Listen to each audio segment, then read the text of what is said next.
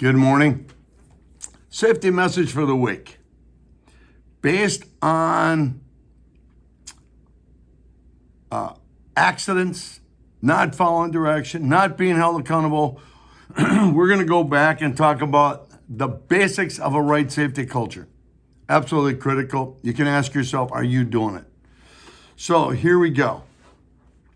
Commitment. And I'm taking it from the Jim Lurkey book, Choosing Success.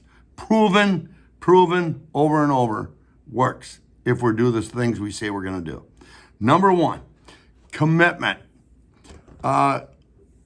Commitment, what?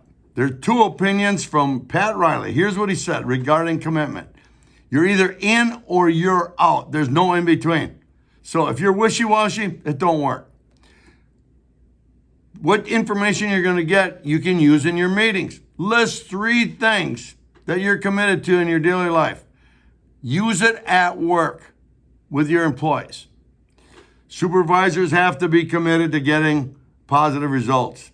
And we got to create the one of our employees. If we don't do it, it ain't going to work. So if we ask them to do something, what are we doing? We need to empower them. All right?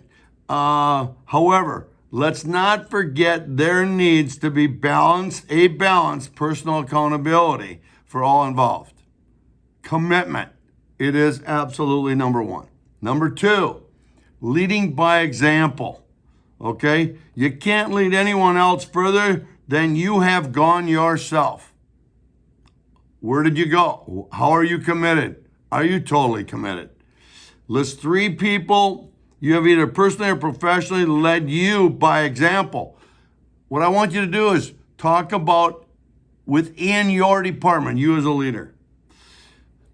Next, imagine that above the task, which may be easy for some to complete, but others may really struggle.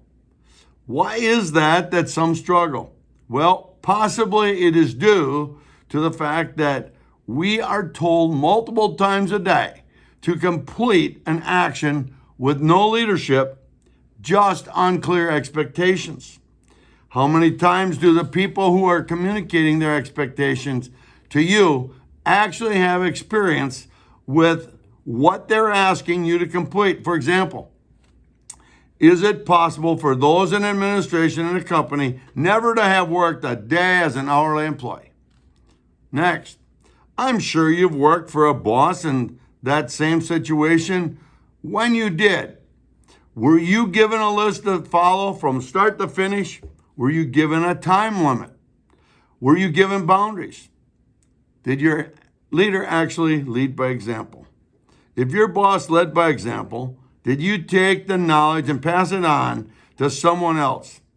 If you did, guess what I'm here to say? How did it feel? Proud? Confident? Did you even surprise yourself?